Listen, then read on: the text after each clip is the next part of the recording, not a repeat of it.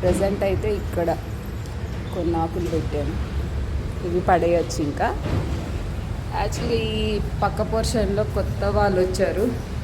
మొన్నటిదాకా ఒకరు ఉండేవాళ్ళు, వాళ్ళు వెళ్ళిపోయారు. వాళ్ళ మదర్ ఉన్నంత వరకు బాగానే ఉంది ఆ అబ్బాయి. ఆ తర్వాత అమ్మాయిలు అబ్బాయిలు అందరూ ఫ్రెండ్స్ వస్తూ ఉండేవాళ్ళు. గూగుల్లో వర్క్ చేస్తాడు అనుకో, గూగుల్లో వచ్చింది అబ్బాయికి. ఇక అందరినీ తీసుకొస్తాడు, ఇక కారిడార్ అంతా చెప్పులతో నింపేస్తాడు. ఢిల్లీ వాళ్ళ మదర్ ఉన్నంత వరకు ఎవరు వచ్చేవాళ్ళు కాదు. అంతే, పేరెంట్స్ లేకపోతే అందరు ఫ్రెండ్స్ కలిసే ఉంటారు కాలేజ్ డేస్లో.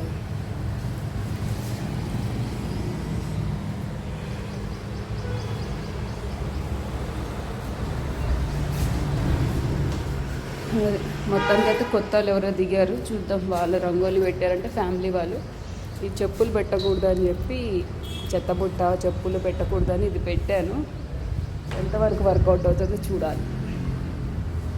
That is corridor story.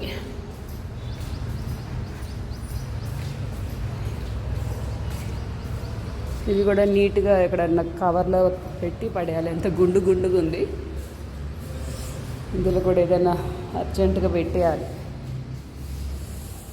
వస్తుందని ఈ ఈకలు పీకలు పెట్టడం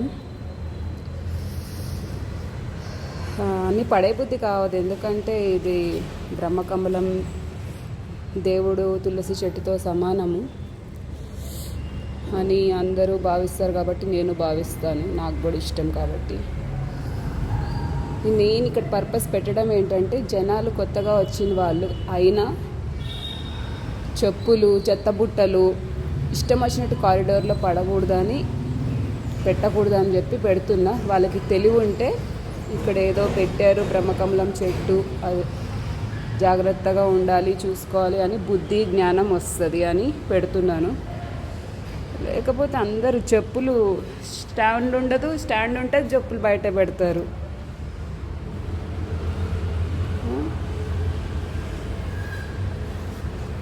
అన్ని పీజన్ నెట్స్ అన్నీ కూడా నేనే పెట్టాను. కారిడార్లో అనవసరంగా పీజన్స్ తిరుగుతున్నాయని. ఖర్చు పెట్టరు కానీ డెవలప్మెంట్ ఫండ్ అని కలెక్ట్ చేస్తారు, ఏం పనులు చేయించారు. పెయింట్స్ అంటారు. 2015 నుంచి ఇప్పుడు దాకా కారిడార్లో కాదు కదా, మెట్ల మీద కూడా పెయింట్ వేయడం నేను చూడలేదు. ఎన్ని డబ్బులు ఇచ్చాను డెవలప్మెంట్ ఫండ్ అని, ఏం చేశారో వాళ్ళకే తెలియాలి, అసోసియేషన్ వాళ్ళకి.